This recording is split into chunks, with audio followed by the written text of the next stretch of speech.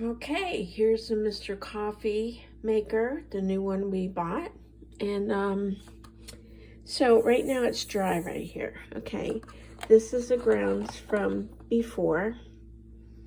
And the problem with this is, look at all this water that sits.